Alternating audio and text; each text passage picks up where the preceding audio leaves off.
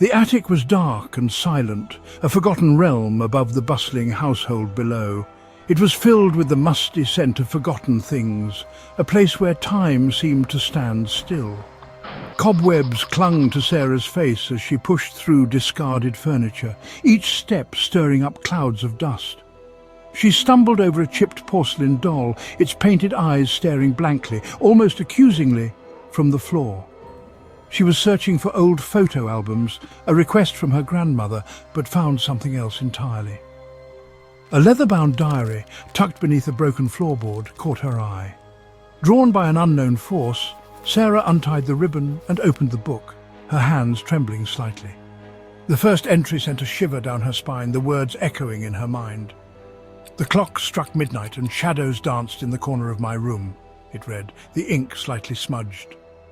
As she closed the diary, a single drop of blood fell from her nose, staining the aged parchment with a crimson mark. She wiped it away hastily, but the mark remained, a dark and ominous portent of things to come, lingering in the air like a whispered warning. That night, Sarah dreamt. She dreamt of shadows that whispered her name, their voices echoing through the corridors of her mind, of glowing eyes that watched her from the darkness, unblinking and relentless. She woke up with a gasp, her sheets twisted around her, her heart racing. The room felt colder, as if the dream had left a lingering chill. The next day she tried to forget the dream, tried to convince herself it was just a coincidence. She went about her day, but the images haunted her thoughts. But as she reread the diary entry, a knot of dread tightened in her stomach. The words seemed to leap off the page, more vivid than she remembered.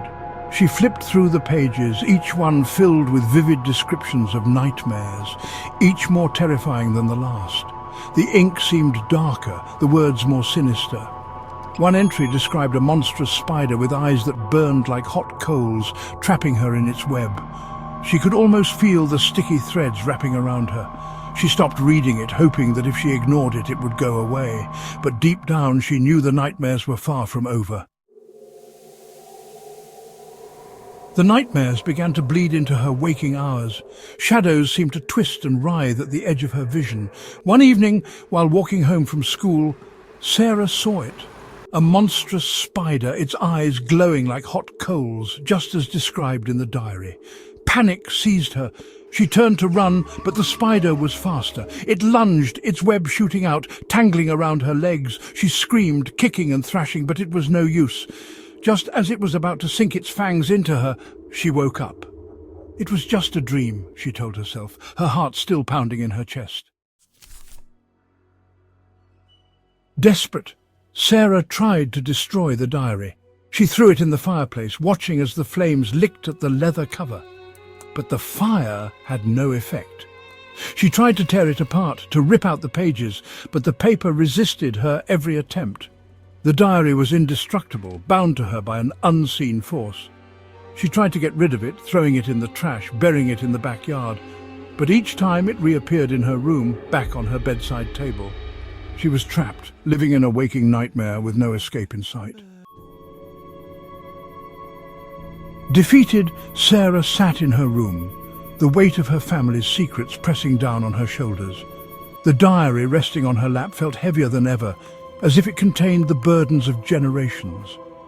As she opened it, a small folded piece of paper fell out, fluttering to the ground like a forgotten memory. It was a letter, written in the same faded ink as the diary entries, its words barely legible but deeply haunting. "My dearest descendant, if you are reading this, then the nightmare has begun again," the letter began ominously. "The diary is not cursed, it is a warning, a chronicle of our family's curse." Sarah's blood ran cold as she read those words. The nightmares weren't random, they were memories, echoes of her family's dark past, haunting her nights and clouding her days. The letter continued, "The only way to break the curse is to confront the source of the nightmares, to face the darkness head-on." Sarah knew what she had to do. She couldn't run from her destiny any longer. She had to delve into her family history, to uncover the truth behind the diary, to piece together the fragments of her lineage. She was not a victim, but a warrior, ready to fight for her future and reclaim her birthright, no matter the cost.